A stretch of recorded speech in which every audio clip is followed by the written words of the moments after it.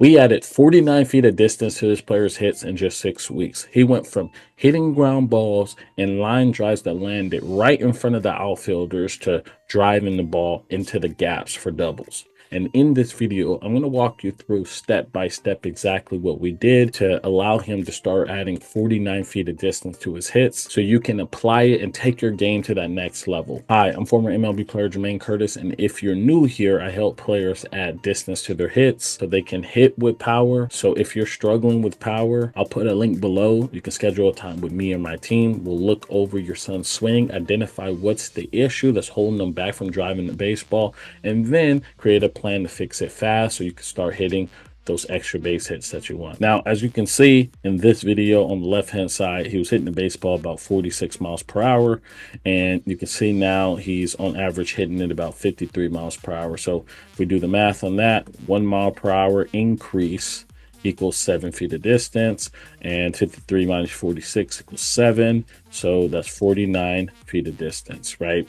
So on average now he's hitting the ball 49 feet farther, and I'm going to show you what we did. And this is absolutely transferring in game. He's driving the baseball, and now he's hitting those extra base hits, and I'm showing you this right now as I speak of him hitting those doubles, and this is just currently this past weekend. So now let's talk about what we did. Now, the first thing we did was increase his bat speed. As you can see here on the left hand side, you can see how when he starts to swing, right, you can see how there wasn't much of a load, and you can see how when he turns the barrel, he's kind of just guiding his hands to the baseball and just turning.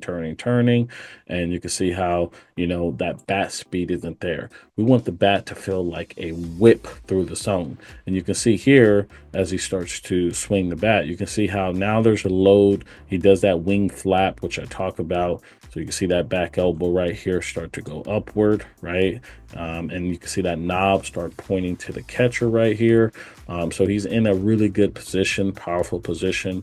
And then you can see here as he starts to swing, you can see how that bat starts to whip through the zone. And so that was what we focused on first, was just increasing his bat speed. We have some things that we definitely need to work on as we continue to get better at this.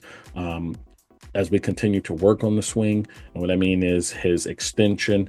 You can still see right here how he's cutting that swing off. We're going to get through it a little bit more to get him to elevate it so he can start driving through the ball even more and increase his numbers even higher.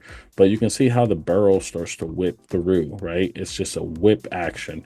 You can see how he starts getting everything into it.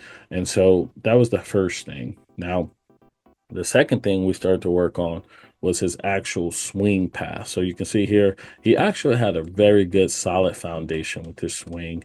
I really like his swing. He loves the game. He puts in the work, and you can see how his barrel turns, right? You see how the barrel works to the baseball. He has a really good foundation in, you know, his actual swing. So that's good. But you'll see here, there's a difference, and what we focused on is the catch swing framework. So the first one is we're charging up, and you can see here as he starts to charge up, he's getting that wing flap, and he's loading his back arm, right? Loading up.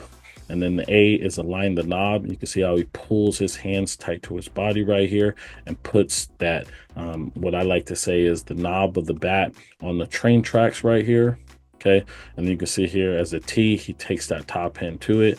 You see how that right hand starts to just go right to the baseball, right? And then C, he extends through it.